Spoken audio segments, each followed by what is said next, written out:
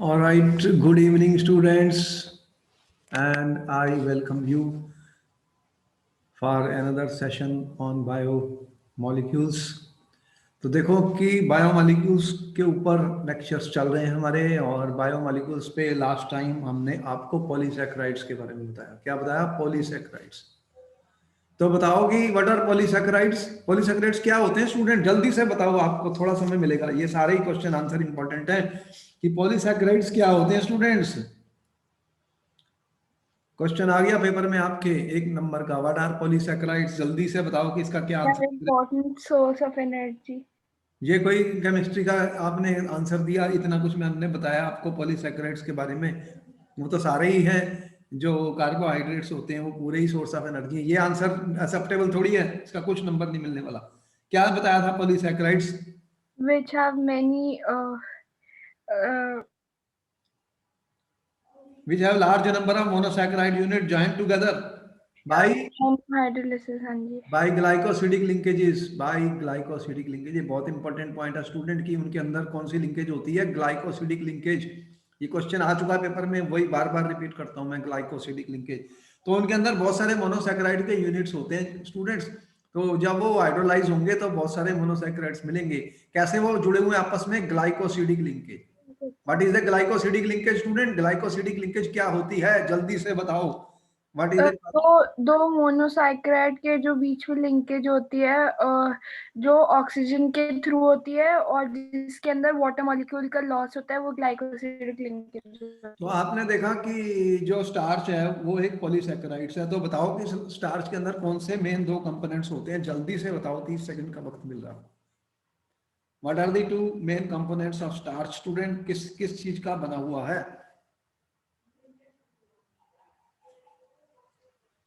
Starch consist of 2 components. What are the 2 components of the starch student? जल्दी से बताओ। Warm up करिए, अपने माइंड के पैराशूट को खोलिए, माइंड को खोलिए, ओपन करिए, अटेंशन करिए और समझिए सारी। हाँ बोलो, क्या बोला? स्टार्च के 2 कंपोनेंट्स है, अमाइलोज और अमाइलोपेक्टिन। अच्छा, तो ये बताओ कि दोनों में 2 डिफरेंस बताने हैं आपको पेपर में। 1 नंबर का क्वेश्चन आ गया, give 2 difference. Amylose water soluble होता है, अमाइलोपेप्टिन वाटर इनसॉल्युबल होता है, और जो अमाइलोज में जो लिंकेज होती है ग्लाइकोसिडिक लिंकेज, वो और C4 में होती है, और अमाइलोपेप्टिन में चेन जो होती है उसकी ग्लाइकोसिडिक लिंकेज होती है C1 और C4 में, और जो ब्रांच में होती है वो होती है C1 और। हाँ, ये मेन इंपॉर्टेंट पॉइंट है उनकी जो चेन है। देखो, एमाइलोज स्ट्रेट चेन वाला है, और उसके अंदर कौन से ग्लूकोज के मॉलिक्यूल्स होते हैं? कौन से ग्लूकोज के मॉलिक्यूल्स होते हैं बताओ? वो उस नाम बताओ, कौन से ग्लूकोज के मॉलिक्यूल्स होते हैं? C1 और C4। Alpha D plus glucose के मॉलिक्यूल्स के यूनिट्स होते हैं which are held by C1 and C4 glycosidic linkages से एमाइलोज में। लेकिन एमाइलोपेक्टिन एक ब्रांच्ड, उसमें ब्रांच चेन्स होती हैं, branched chain 200 to 1000 alpha D glucose. और तो एमाइलोपेक्टिन में मेन पता लग गया कि ब्रांचिंग होती है। ब्रांचिंग कौन से कार्बन होती है? C1 और C6 पे। देखो, ये बहुत इंपॉर्टेंट क्वेश्चन है। और जो सेलुलोज होता है स्टूडेंट, उसका मेन कंपोनेंट का नाम बताओ। सेलुलोज किस किस मोनोसैकेराइड से बनता है? कौन सा मोनोसैकेराइड? सर आपकी वॉइस ब्रेक कर। है क्या हो रहा है? आ जाएगी अभी, नेट तो ठीक चल रहा है। देखो, जो जो सेलुलोज होता है स्टूडेंट, सेलुलोज होता है वो कौन से बेसिकली कौन सा उसमें मोनोसैकेराइड होता है सेलुलोज में? Beta D glucose. और उसकी लिंकेज कहाँ होती है? C1 और C4। और ग्लाइकोजन में कौन सा मोनोमर यूनिट होता है स्टूडेंट? तो ये सारे क्वेश्चन ऐसे होते हैं जो कि बार बार आते हैं, और इनके बारे में हमें पता होना चाहिए। तो आपने जो बताया कि कार्बोहाइड्रेट्स मेनली क्या है, वो एसेंशियल फॉर लाइफ है in both plants and animal, क्योंकि वो major portion of the food होता है हमारा। जैसे हनी भी आप खाते हो तो इंस्टेंट सोर्स ऑफ एनर्जी वो प्रोवाइड करते हैं हमारे बॉडी के अंदर स्टूडेंट्स। और जो हमारे सिस्टम में कार्बोहाइड्रेट्स होते हैं वो स्टोरेज मॉलिक्यूल्स का काम करते हैं, स्टार्च प्लांट्स में और ग्लाइकोजन एनिमल्स में। सेल वॉल जो बैक्टीरिया की होती है और प्लांट्स की होती है वो सेलुलोज की बनी होती है, जिससे हम फर्नीचर भी बनाते हैं स्टूडेंट्स। तो ये सारी चीजें आपके जो क्लॉथ्स और सेल्फ होते हैं वो सेलुलोज के भी होते हैं, कॉटन फाइबर जो होती है। और ऐसे दो एल्डोपेंटोस हैं स्टूडेंट जो न्यूक्लिक एसिड में यूज होते हैं। बताओ उनका नाम, बताओ उन दो शुगर, ऐसे दो शुगर्स हैं जो कि स्टूडेंट न्यूक्लिक एसिड्स में यूज होती हैं, उनके नाम बताओ। क्या सर? जो ऐसे दो एल्डोपेंटोसिस हैं जो न्यूक्लिक एसिड के अंदर होते हैं, उनके नाम बताने हैं। न्यूक्लिक एसिड्स में होते हैं जो डीएनए और आरएनए में पाए जाते हैं स्टूडेंट। कौन सी शुगर है वो? क्योंकि शुगर होती है डीएनए आरएनए में भी शुगर होती है। कौन कौन से वो दो कंपाउंड है जो आपके डीएनए और आरएनए में मिलते हैं? डीएनए आरएनए भी आपको पता है पॉलीमर यूनिट्स हैं। तो ये जो आपके सामने हैं बता रहे हैं स्टूडेंट्स, ये वाले कौन से हैं? जो शुगर होती हैं स्टूडेंट्स, दो जो शुगर होती हैं वो कौन सी होती हैं, ये इनके नाम बताने हैं हमें।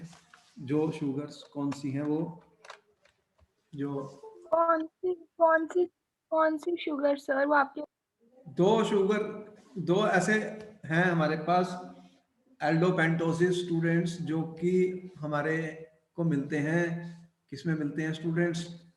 न्यूक्लिक एसिड्स में। कौन कौन सा है उनके नाम पूछे गए हैं आपसे। एक डी रिबोस होता है और दूसरा होता है 2-डीऑक्सी डी रिबोस।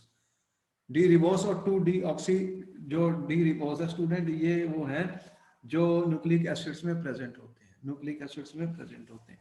तो ये हमारा मेनली जो हमने आपको बताया स्टूडेंट, ये सारा था हमारा वार्म अप एक्सरसाइज कि हमें ये जो हमने पढ़े हैं स्टूडेंट, पॉलीसैकेराइड, स्टार्च, ग्लाइकोजन, ये सब पॉलीसैकेराइड्स हैं और इनके अंदर कौन से मोनोमर के मोनोसैकेराइड्स होते हैं और वो लिंकेज कहाँ कहाँ होती है, ग्लाइकोसिडिक लिंकेज होती है सभी में, इसका हमें पता लग गया। और डिफरेंस पता लग गया स्टार्च के अंदर जो दो कंपोनेंट हैं वो कौन कौन से होते हैं और उनके अंदर एमाइलोज और एमाइलोपेक्टिन में क्या डिफरेंस है। तो अब सामने आपके आ रहा है, देखो बायोमोलिक्यूल्स की स्टोरी चल रही है। बायोमोलिक्यूल्स के अंदर हम कौन कौन से और चीजें हैं, प्रोटीन्स जो होते हैं, आपको पता ही है कि प्रोटीन्स का कितना बड़ा यूज है आपकी डेली लाइफ में स्टूडेंट, प्रोटीन्स का। तो आप बहुत सारे प्रोटीन्स का यूज कर रहे हैं अपनी एवरीडे लाइफ में। तो most abundant biomolecules for the living system. तो कहाँ कहाँ से आपको प्रोटीन मिलती है? आप मिल्क पी रहे हो, चीज खा रहे हो, पीनट्स, फिश, मीट वगैरह, ये सब में प्रोटीन्स होती है। और हमारे हर पार्ट ऑफ बॉडी में भी वो पाए जाते हैं स्टूडेंट, और they are required for growth and maintenance of the body. तो प्रोटीन का मतलब था प्राइमरी जो चीजें थी student, primary proteios means primary और प्राइम इंपॉर्टेंस। तो ये प्रोटीन्स क्या होते हैं? What are protein students? Question ये आ गया आपको, व्हाट आर प्रोटीन्स। तो ये हमने यहाँ लिखा, proteins are polymers of alpha amino acids. देखो ये एक इंपॉर्टेंट पॉइंट है, प्रोटीन्स भी पॉलीमर्स हैं स्टूडेंट। हर चीज जो मैं बता रहा हूं तुम्हें, पॉलीसैकेराइड्स बताइए, स्टार्च बताइए, अब प्रोटीन्स बताइए, ये बड़े बड़े मॉलिक्यूल्स हैं। कोई भी पॉलीमर छोटा मॉलिक्यूल तो है नहीं, क्योंकि वो कई मोनोमर यूनिट्स को मिला के बना है। बहुत सारे मोनोमर यूनिट्स हैं, वो कंबाइन कर देंगे। तो प्रोटीन्स को बनाने वाले कौन से हैं, कौन से छोटे छोटे यूनिट हैं, मोनोमर्स हैं जिनसे प्रोटीन्स बनेगी? वो है अमीनो एसिड्स, और अल्फा अमीनो एसिड्स लिखा है।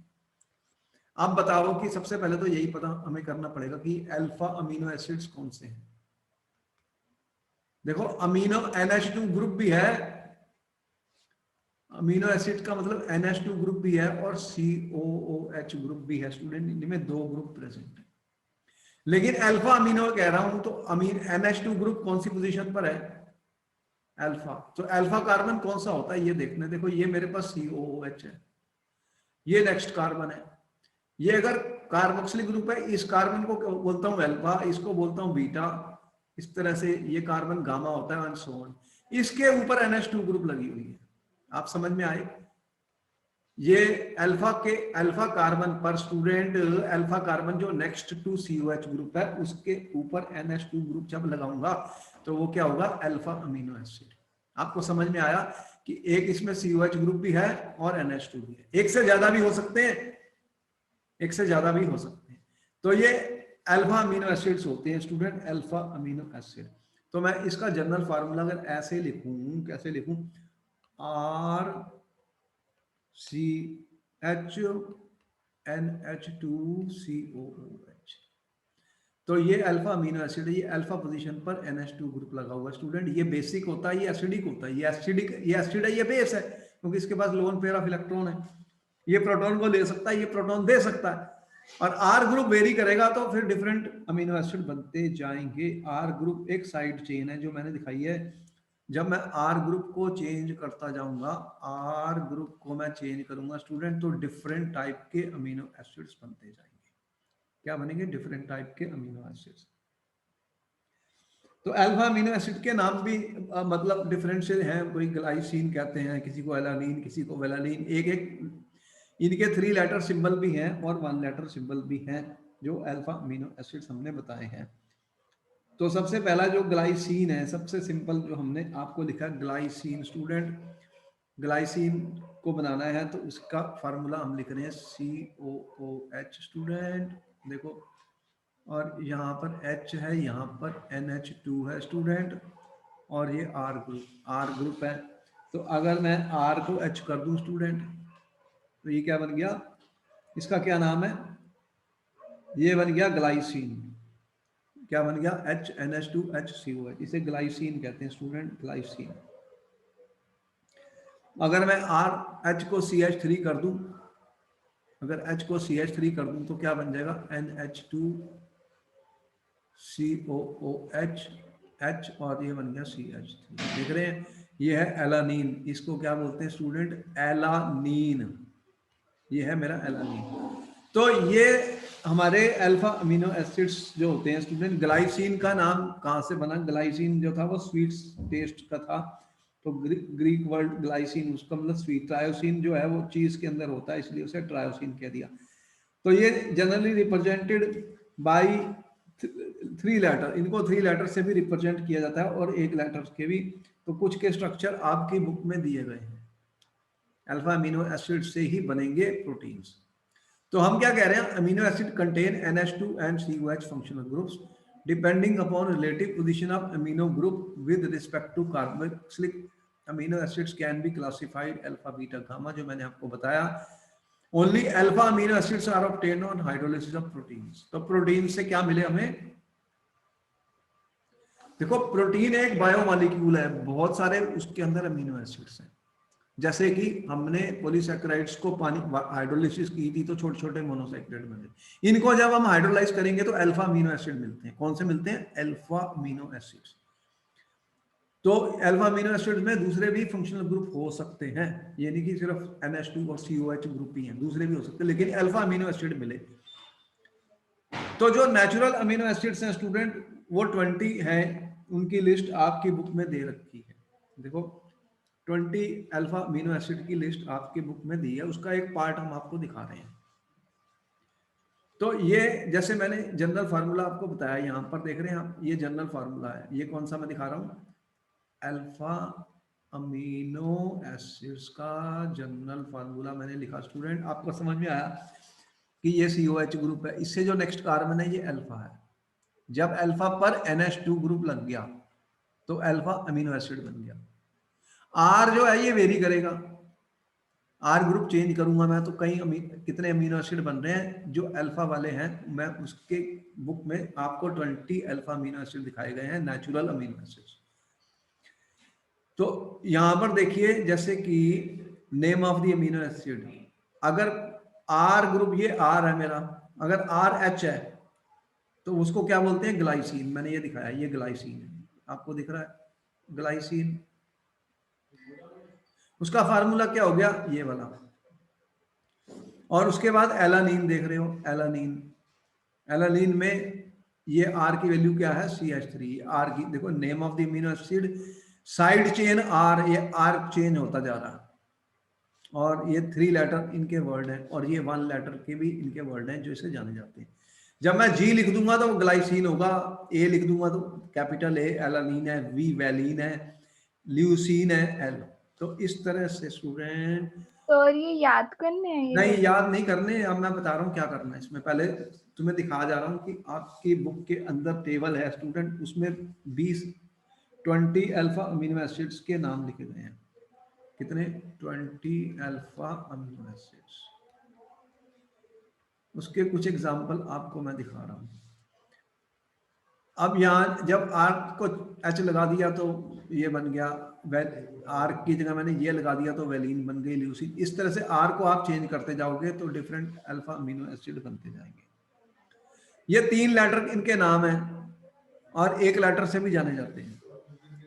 सब याद करने की जरूरत नहीं है। क्या याद करने की जरूरत है वो मैं बता दूं।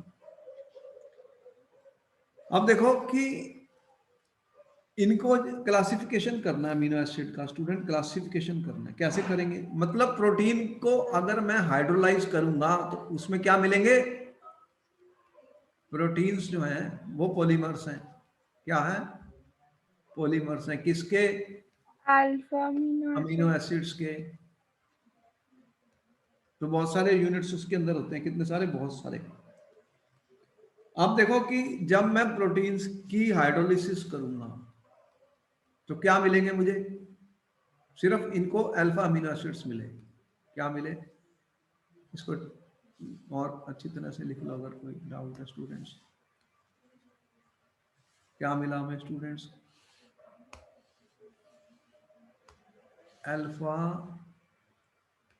Amino acids. Proteins on hydrolysis gives us alpha amino acids. 20 alpha amino acids are given in a table in the book students. उनके नाम 3 लेटर वर्ड और 1 लेटर वर्ड भी दिखाए गए। सारे याद नहीं करने, मैंने कहा इनको समझ लो। इनको क्यों लिखा गया? कुछ के ऊपर देखा से स्टार लगा हुआ है। आप 2 टाइप के अमीनो एसिड देख रहे हैं, स्टार लगे हुए हैं कुछ के ऊपर। 20 होंगे, उनमें किस पे स्टार लगा हुआ है? ये स्टार क्यों लगा हुआ है आप बता सकते हैं? कुछ अमीनो एसिड पे हमने स्टार लगाया हुआ है। वाई स्टूडेंट स्टार क्यों लगा हुआ है? ये जो स्टार वाले हैं स्टूडेंट, जिन पे मैंने स्टार लगाया है वो है एसेंशियल अमीनो एसिड्स। अब बताओ कि वो एसेंशियल अमीनो एसिड्स और नॉन एसेंशियल में क्या डिफरेंस है? ये क्वेश्चन पूछा जा चुका है स्टूडेंट्स। देखो क्लासिफिकेशन ऑफ एमीन्स करनी है।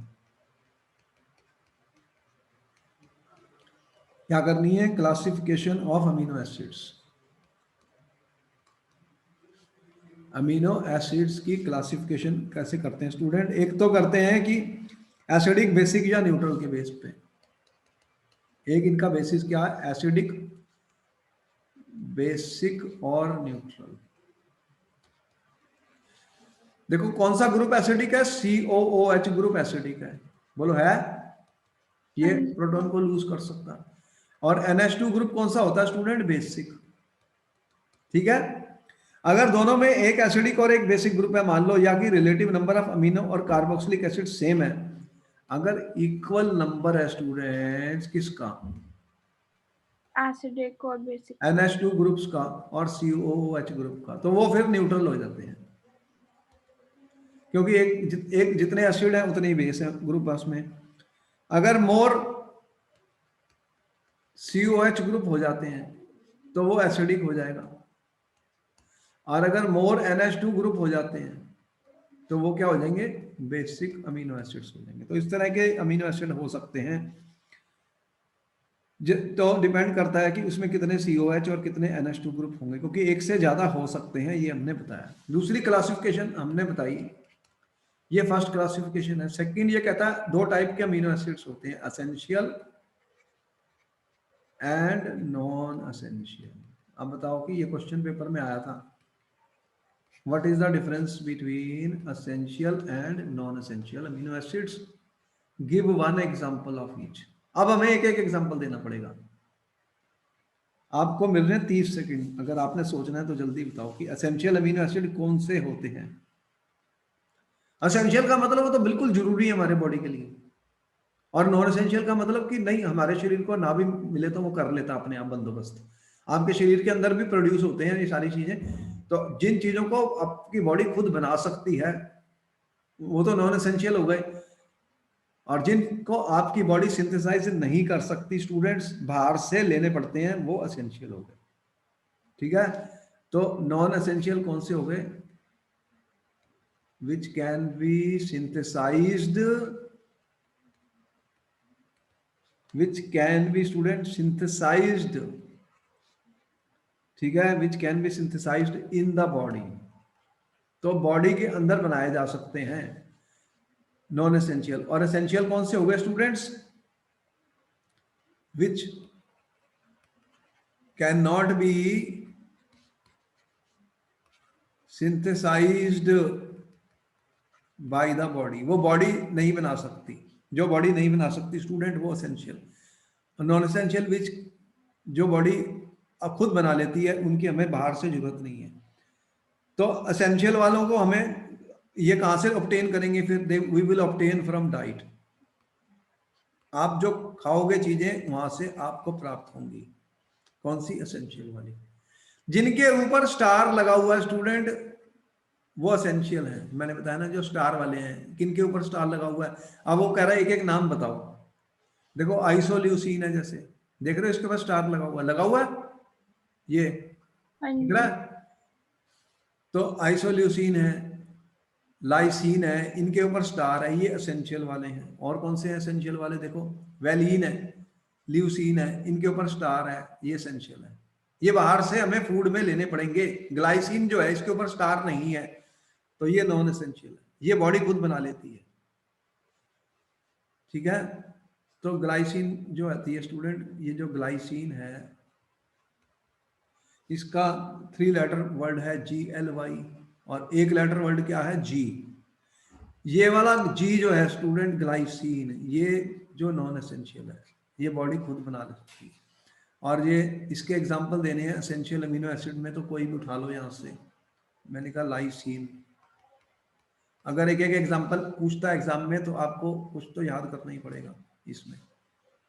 तो ये समझ में आ गया आपको एसेंशियल और नॉन एसेंशियल अमीनो एसिड्स में क्या डिफरेंस है स्टूडेंट्स? जो आपकी बॉडी खुद नहीं बना सकती अंदर वो एसेंशियल हो गया, और जो बॉडी खुद मैन्युफैक्चर कर लेगी अपने ही अंदर स्टूडेंट्स, तो आपके अंदर पूरी फैक्ट्री चल रही है।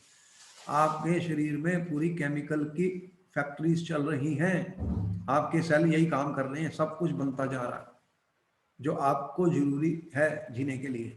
और कुछ चीजें वो नहीं बना पाते तो उन्हें आप बाहर से लेते। समझ में आई? बोलो। अब आपको समझ में आ गया एसेंशियल और नॉन एसेंशियल में डिफरेंस स्टूडेंट्स? आगे चलूं? नोट कर लिया?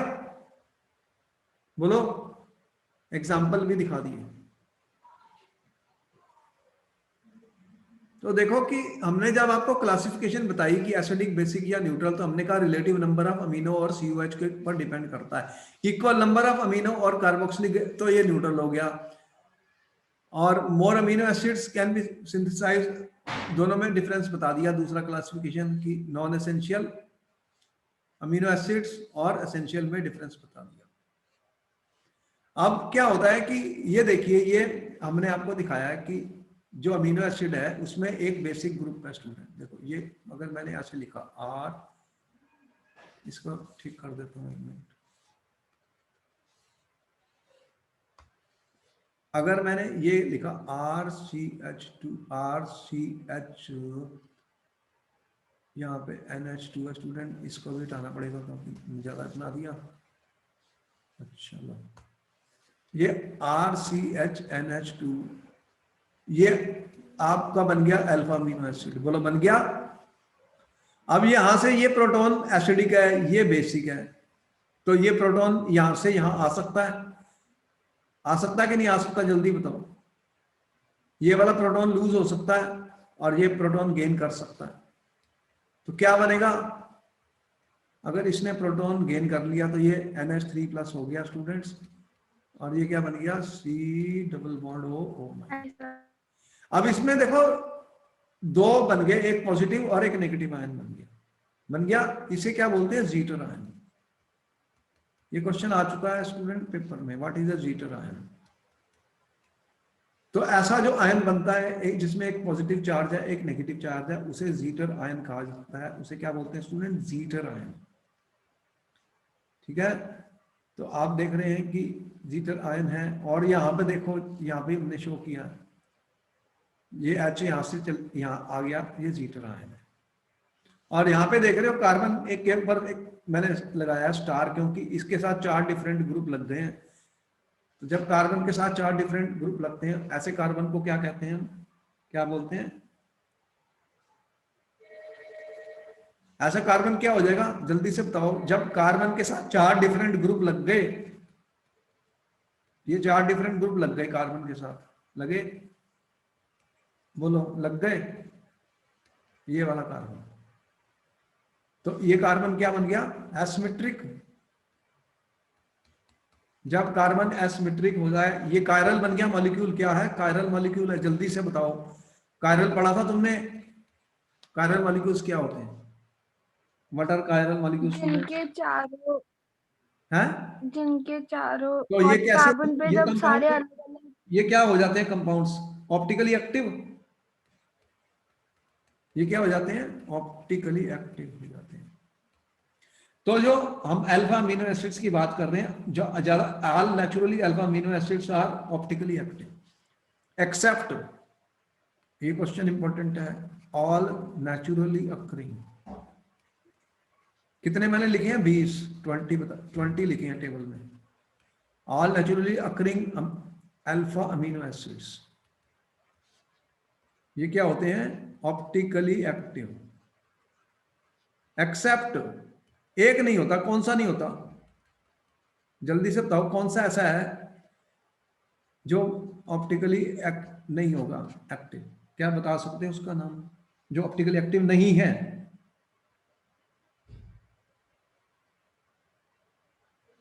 कौन सा होगा, ग्लाइसिन, जी वाला, क्योंकि ग्लाइसिन का फार्मूला मैंने बताया नहीं। ग्लाइसिन का फार्मूला क्या होता है आपको, देखो ये तो आपको याद ही हो गया, ये COH ग्रुप था, ये कार्बन था, ये NH2 था स्टूडेंट, यहाँ पे H और H लगा हुआ, तो इस पे 2 ग्रुप सेम हो गए, देख रहे हो। तो इसके बाद एसिमेट्रिक कार्बन नहीं, ये ग्लाइसिन था, ये ग्लाइसिन था स्टूडेंट। और इंपॉर्टेंट बात क्या देखी गई, क्या देखी गई कि ये जितने भी naturally occurring alpha amino acids थे स्टूडेंट, ये जो अल्फा अमीनो एसिड्स मैंने बनाए हैं स्टूडेंट्स, कौन से, जो नेचुरली अक्रिंग वाले मैंने बनाए हैं, नेचुरली अक्रिंग वाले मैंने बनाए हैं स्टूडेंट, ये एल कॉन्फ़िगरेशन वाले हैं। अब तुमने एल कॉन्फ़िगरेशन पढ़ी थी ग्लूकोज में भी, बोलो। एक ग्लूकोज में बड़ा डी मैंने लगाया था, बड़ा डी लगाया था, ठीक है। मोस्टली मैं कह रहा हूं, मोस्टली जो है, मोस्टली नेचुरली अक्रिंग वाले एल अमीनो एसिड्स होते हैं। एल अमीनो एसिड बनाने के लिए क्या करोगे फिर, NH2 ग्रुप लेफ्ट को लगाओगे या राइट को, जल्दी से बताओ। NH2 ग्रुप कहां लगाओगे, लेफ्ट या राइट? ये कार्बन है, ये COOH है, ये H है, ये R है, बताओ NH2 ग्रुप फिर लेफ्ट को ही लगेगा ना। तो जब LH2 लेफ्ट को लगेगा स्टूडेंट, समझ में आ गया, ये सारे कौन से हैं, एल कॉन्फ़िगरेशन। जैसे डी ग्लाइसरॉल्डिहाइड में आपको बताया था मैंने कार्बोहाइड्रेट्स में, समझ में आ गई स्टोरी। तो एल को कैसे रिप्रेजेंट करते हैं, NH2 ग्रुप को लेफ्ट साइड पे लिखा जाएगा, किसको, NH2 ग्रुप को, ये वाला NH2 को किस साइड पे लिखोगे स्टूडेंट्स, लेफ्ट साइड पे। जब इसको लेफ्ट साइड पे लिख दोगे तो वो क्या माना जाएगा, एल। ये दिख रहा है, समझ में आ गया। अगर राइट पे लिखता तो वो डी होता, लेकिन ज्यादातर नेचुरली अक्रिंग अमीनो एसिड उन्होंने जब पता किया एक्सपेरिमेंटली तो वो एल निकले, कैपिटल एल कह रहा हूं। ऑप्टिकली एक्टिव सारे ही हैं एक्सेप्ट ग्लाइसिन। बोलो यहां तक समझ में आ गया, कोई डाउट, कोई डाउट है तो बताओ, आगे चले, बोलो। हाँ जी सर। अच्छा चलो ये नोट कर लिया, ये क्वेश्चन आया था पेपर में, इसलिए वो कह रहा है except glycine all other naturally occurring alpha amino acids are optically active since alpha carbon is asymmetric, क्योंकि अल्फा कार्बन एसिमेट्रिक होता है। They exist both in D and L form. Most naturally occurring amino acids have L configuration. They are represented by writing NH2 group on the left hand side. Student यही मैंने बताया, ऐसे लिखेंगे NH2 इधर, ये R group है, ये H है और ये COH दिख रहा है, ये लेफ्ट की साइड पे लगाया गया है। इनको क्या लगाया मैंने, लेफ्ट साइड पे लगाया स्टूडेंट, लेफ्ट साइड पे लगाया। R चेंज होता रहेगा तो डिफरेंट अल्फा अमीनो एसिड बनते जाएंगे। तो R की टेबल दिखाई थी ना मैंने, R को चेंज करते जाएंगे स्टूडेंट। तो हमने 20-20 अल्फा अमीनो एसिड्स आपको दिखाए हैं टेबल में, दिखाए हैं टेबल में। कुछ पे स्टार लगा हुआ है, स्टार वाले कौन से हैं, एसेंशियल, जो आपका बॉडी खुद नहीं बना सकता वो एसेंशियल हो गए, जो बॉडी बना सकता है वो नॉन एसेंशियल हो गए। एग्जाम्पल एक एक आपने याद करना पेपर के लिए, ठीक है। यहां तक समझ में आ गई स्टोरी। किस टाइप के क्वेश्चन आ रहे हैं मैं साथ साथ बता रहा हूं तुम्हें, आप समझ लो बात को। ये एल वाले हैं, NH2 ग्रुप किस साइड पे है, लेफ्ट साइड पे, देख रहे हैं ये NH2 ग्रुप लेफ्ट साइड पे लगा हुआ है, लेफ्ट साइड पर होता है स्टूडेंट, तभी इसको एल लिखा जाता है। राइट पे लिख देता तो वो डी होता, ठीक है। अब जब प्रोटीन्स बनेंगे स्टूडेंट्स, उनके अंदर बहुत सारे अल्फा अमीनो एसिड आपस में जुड़ेंगे भाई। जब पॉलीसैकेराइड बने थे तो उनमें क्या जुड़े थे आपस में, मोनोसैकेराइड्स। तो जब वो जुड़े थे उन्होंने कौन से बॉन्ड बनाए थे, ग्लाइकोसिडिक।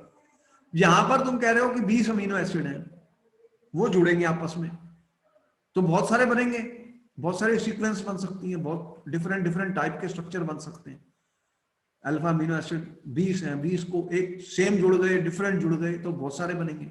और ये 100 से ज्यादा जुड़ जाते हैं आपस में, कितने, more than 100 amino acid student occur in nature, particularly in plant only 20 types are commonly found.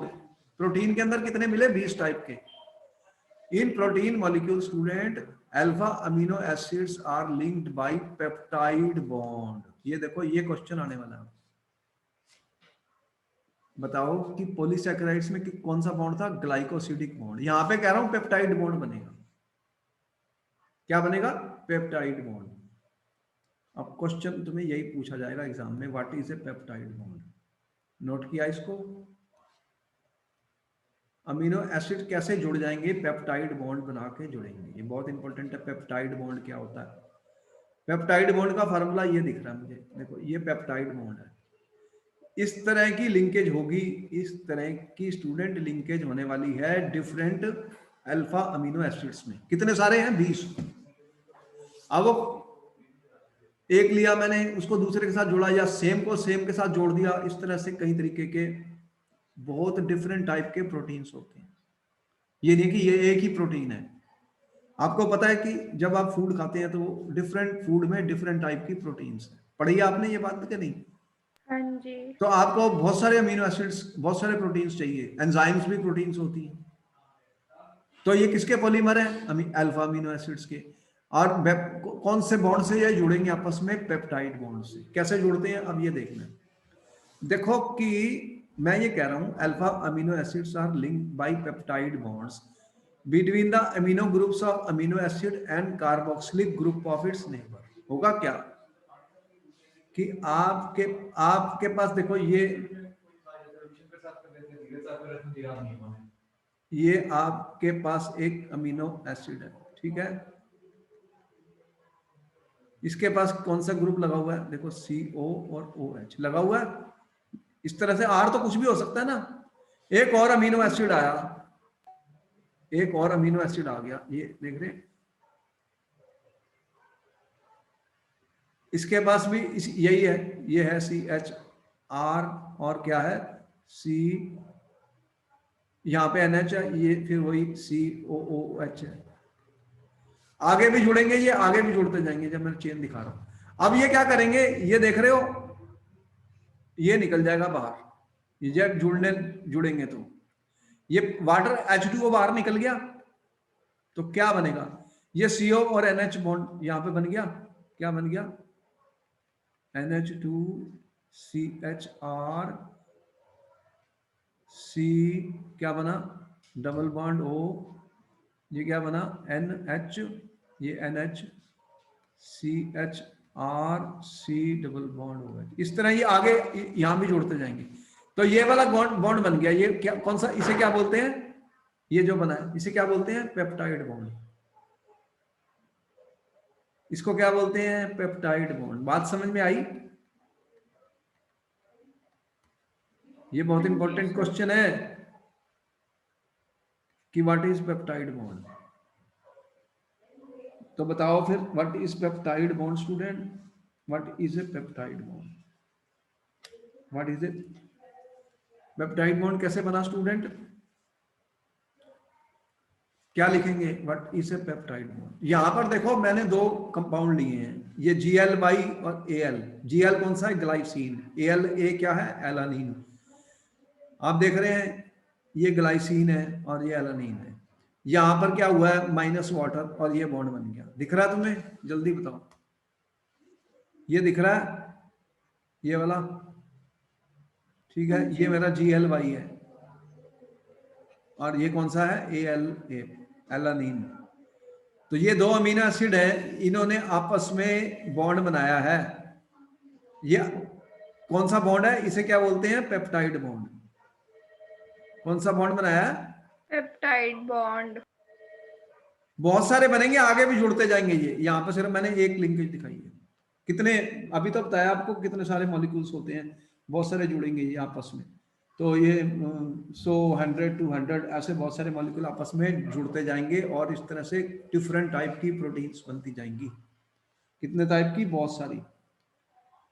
तो दो मॉलिक्यूल्स के अंदर एक पेप्टाइड बॉन्ड बना, और तीन के अंदर कितने बनेंगे, दो। चार अगर जुड़ गए तो वो तीन तीन पेप्टाइड बॉन्ड बनते जाएंगे, पेप्टाइड बॉन्ड बनते जाएंगे, तो चेन बढ़ती जाएगी। तो प्रोटीन के जो मॉलिक्यूल्स होते हैं स्टूडेंट, उनके अंदर बहुत सारे अमीनो एसिड्स होते हैं। कितने सारे, बहुत सारे मैं कह रहा हूं। तो ये जो प्रोटीन है इसे क्या बोलते हैं, पॉलीपेप्टाइड। बहुत सारे जब मॉलिक्यूल जुड़ जाएंगे उन्हें क्या बोलेंगे, पॉलीपेप्टाइड। तो peptide bond is CONH। Polypeptide मतलब मैनी, बहुत सारे होंगे, क्योंकि बहुत सारे मॉलिक्यूल जुड़ेंगे। तो when the number of such amino acid is more than 10, जब 10 से ज्यादा अमीनो एसिड आपस में जुड़ जाते हैं तो उसे बोलते हैं पॉलीपेप्टाइड। ठीक है, अगर दो अमीनो एसिड आपस में लिंक करेंगे, ठीक है, तो क्या होगा, अगर दो अमीनो एसिड आपस में जुड़ जाएंगे स्टूडेंट, तो वो क्या बोलेंगे, डाइपेप्टाइड। क्या बोलेंगे, डाइपेप्टाइड। आपने स्ट्रक्चर देख लिया। तो सबसे पहले तो मैं ये बता रहा हूं स्टूडेंट यहां पर कि देखो कि जो पेप्टाइड बॉन्ड बना है स्टूडेंट, जो पेप्टाइड बॉन्ड बना है स्टूडेंट, वो कैसे बना है, कैसे बनाया है कि रिएक्शन किस में हुई है, 2 अल्फा अमीनो एसिड्स। ठीक है, इन्होंने क्या किया स्टूडेंट्स, 2 अल्फा अमीनो एसिड, दो मॉलिक्यूल्स हैं ये। ठीक है स्टूडेंट्स, वो आपस में क्या कर रहे हैं, कंबाइन कर रहे हैं। 2 अल्फा अमीनो एसिड सेम भी हो सकते हैं, डिफरेंट भी हो सकते हैं, कुछ भी हो सकता है, सेम भी और डिफरेंट भी। दे कंबाइन, आपस में क्या कर रहे हैं, कंबाइन कर रहे हैं स्टूडेंट, रिएक्ट कर रहे हैं। ठीक है, कैसे, through NH2 of one molecule and COOH of another molecule। ठीक है, यही हुआ था, एक का NH2 आया था, दूसरे का COH आया था। ठीक है, विद एलिमिनेशन ऑफ, क्या क्या बाहर निकला, H2O मॉलिक्यूल, H2O मॉलिक्यूल। ठीक है, तो H2O मॉलिक्यूल बाहर आया, फॉर्मेशन ऑफ, क्या फॉर्म हुआ, C डबल बॉन्ड ONH। इसे क्या बोला मैंने, पेप्टाइड बॉन्ड। ठीक है, बात समझ में आ गई। ठीक है, और इसको ये जो प्रोडक्ट बना इसे बोलेंगे डाईपेप्टाइड। डाईपेप्टाइड मतलब दो मॉलिक्यूल आपस में जब जुड़े तो डाईपेप्टाइड बन गया। और अगर स्टूडेंट्स तीन मॉलिक्यूल्स आपस में जुड़े, अगर तीन मॉलिक्यूल्स जुड़े तो वो क्या हो गया? ट्राईपेप्टाइड। अगर चार मॉलिक्यूल जुड़े तो वो क्या हो गया? बोलो। टेट्रापेप्टाइड। टेट्रापेप्टाइड। अब पांच जुड़े तो पेंटापेप्टाइड। और अगर 10 से ज्यादा जुड़ गए, मोर देन 10, उसको क्या बोलते हैं? पॉलीपेप्टाइड। क्या बोलते हैं स्टूडेंट? पॉलीपेप्टाइड। तो पॉलीपेप्टाइड जो होते हैं स्टूडेंट, प्रोटीन्स जो होते हैं वो पॉलीपेप्टाइड्स होते हैं with more than 100 amino acid. Proteins are polypeptides. क्या होते हैं? Polypeptides with more than 100 such units, 100 amino acids residues. तो उनके अंदर 100 से ज्यादा अमीनो एसिड की रेजिड्यूज होती हैं और उनका जो मॉलिक्यूलर मास होता है स्टूडेंट वो काफी हाई होता है। तो मॉलिक्यूलर मास कितना होता है? More than 10,000 you. एक यू मतलब मास ऑफ वन मॉलिक्यूल होता है। तो देख रहे हो एटॉमिक मास यूनिट 10,000 से ज्यादा हो जाता है, इन्हें प्रोटीन कहा जाता है। तो ये प्रोटीन बन गए हमारे, ये प्रोटीन बन गए। प्रोटीन क्या है? पॉलीपेप्टाइड्स, ठीक है। और जो polypeptide with fewer amino acids होते हैं उनको भी प्रोटीन हम कह सकते हैं। और ऐसा एक एग्जांपल है स्टूडेंट जिसके अंदर 51 अमीनो एसिड्स होते हैं। इंसुलिन। इंसुलिन भी एक प्रोटीन है स्टूडेंट, उसके अंदर 100 से कम मॉलिक्यूल्स होते हैं। if they ordinarily have well defined conformations of a protein, क्योंकि उनकी जो कन्फर्मेशन होती है वो प्रोटीन जैसी होती है, प्रोटीन ही होती है। इंसुलिन के अंदर 51 अमीनो एसिड्स होते हैं। कितने? 51। ये पॉइंट नोट किया जाए, क्वेश्चन कभी भी आता है ऐसे। इंसुलिन को भी प्रोटीन है, उसके अंदर 51 अमीनो एसिड होते हैं। कितने होते हैं? 51। यहां तक नोट करो पहले, ये सारा नोट कर लो। ये क्वेश्चन आए हुए हैं जो भी मैंने बताया, सारे क्वेश्चन आए हुए हैं, इंपॉर्टेंट क्वेश्चन है, पेपर में आते हैं।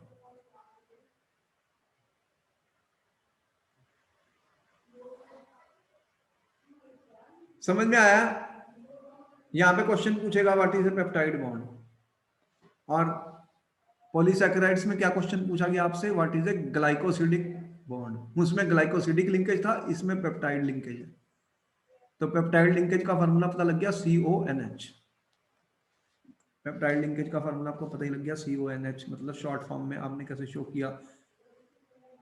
CONH। ये है पेप्टाइड। ये क्या है? Peptide bond. दिख रहा है?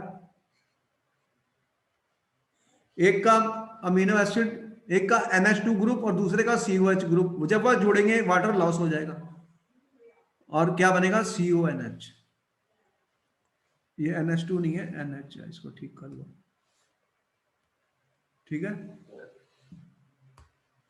तो ये जो इसी पेप्टाइड बॉन्ड कहते हैं। तो ऐसे बहुत सारे पेप्टाइड बॉन्ड बनेंगे जब प्रोटीन बनेगी। कितने सारे? बहुत सारे। ये कह रहे हैं 100 से ज्यादा मॉलिक्यूल आपस में जुड़ेंगे, तो फिर उसमें कितने सारे होंगे? जितने मॉलिक्यूल जुड़ेंगे उससे एक कम पेप्टाइड बॉन्ड बनेंगे। अगर 100 जुड़े हैं तो 99 पेप्टाइड बॉन्ड होंगे उसके अंदर। इंसुलिन क्या है? वो भी प्रोटीन है, उसमें कितने अमीनो एसिड कह रहा है? 51 होते हैं। समझ में आया यहां तक? बोलो, ये सारा नोट कर लिया तुमने? हाँ जी सर। अच्छा, वेरी गुड। अब देखो कि हम ये कह रहे हैं कि प्रोटीन्स जो है ना उनकी क्लासिफिकेशन दो टाइप से की जा सकती है। मैं क्या कह रहा हूं? Classification of proteins.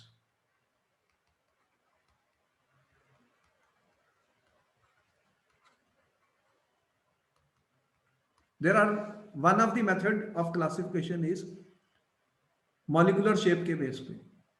एक होते हैं फाइब्रस प्रोटीन। अब फाइब्रस का मतलब क्या है भाई, ये फाइबर जैसे धागा जो होता है, जो थ्रेड टाइप होता है, थ्रेड टाइप होता है, तो इसमें क्या होता है कि पॉलीपेप्टाइड की चेन बन रही है। क्या बन रही है? प्रोटीन क्या है? Polymer of polypeptide. पॉलीपेप्टाइड में 10 से ज्यादा यूनिट जब अमीनो एसिड के जोड़ने जा रहे हैं, आपने कहा 100 से भी ज्यादा होते हैं प्रोटीन्स के अंदर। अब ये चेन्स बन जाएंगी। क्या बनेंगी? इनकी चेन्स बन जाएंगी। जब पॉलीपेप्टाइड जो चेन्स होती हैं वो run parallel and are held together by hydrogen and disulphide bonds. देखो ये पॉलीपेप्टाइड की चेन्स बनने वाली है। किसकी? पॉलीपेप्टाइड की चेन्स बन जाएंगी बहुत सारी, और वो आपस में पैरेलल हैं। पैरेलल होंगी तो they are held by student hydrogen and disulphide bonds. उनके अंदर क्या होते हैं? हाइड्रोजन बॉन्ड्स बन जाते हैं एंड डाइसल्फाइड बॉन्ड्स। तो वो फाइबर मतलब थ्रेड टाइप स्ट्रक्चर बन जाता है। फाइबर का फाइबर लाइक स्ट्रक्चर बन जाता है स्टूडेंट। और ये जो होते हैं ना, ये इनसॉल्युबल होते हैं वाटर में, इनसॉल्युबल होते हैं।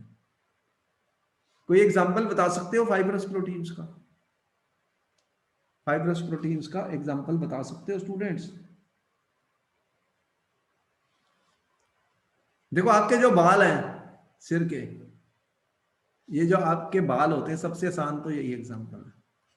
ये फाइबर लग नहीं रहा? धागे जैसे हैं आपके, थ्रेड टाइप। ठीक है। इसके अंदर कौन सा प्रोटीन है? केराटिन। क्या नाम है इसका? केराटिन। और ये हेयर में भी हैं, वूल में भी हैं, सिल्क में हैं। They are present in hair, wool और सिल्क। ये हेयर, वूल और सिल्क में प्रेजेंट होते हैं students.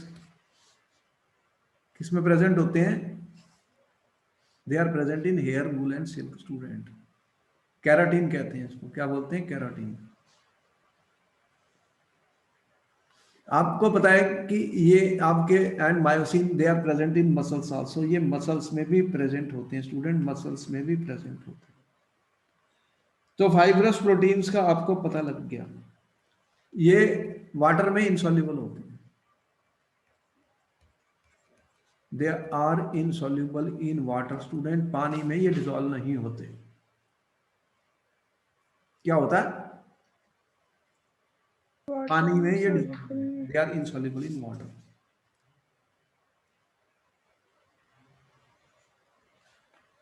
They are insoluble in water. समझ में आई? आपके बाल क्या पानी में डिसॉल्व हो जाते हैं? No sir. होंगे तो सारा सिर के बाल चले ही जाएंगे पानी में। तो ये कौन सा है? केराटिन। कौन सा प्रोटीन है ये? केराटिन। फाइब्रस प्रोटीन है। एग्जांपल पूछ लिया फाइब्रस प्रोटीन, तो बाल आपके हैं ये फाइब्रस प्रोटीन है। तो सबसे आसान है ये हेयर वाले, वूल वाले, सिल्क वाले, ये फाइब्रस प्रोटीन्स है।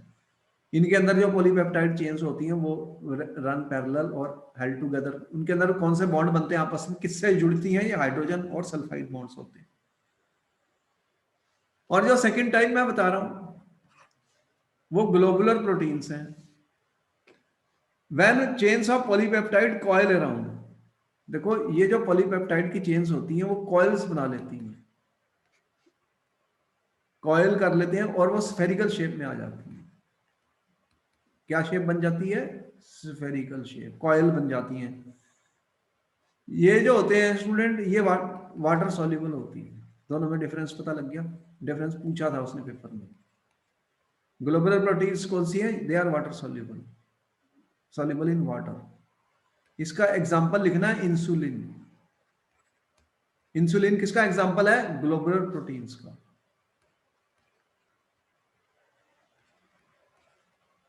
ग्लोबुलर प्रोटीन जो है स्टूडेंट्स, ये किसका एग्जांपल है? इंसुलिन किसका एग्जांपल है? ग्लोबुलर प्रोटीन्स का। और एल्बुमेंस जो होता है, एल्बुमेंस है student, they are the common examples of globular proteins. They are the commoner examples of.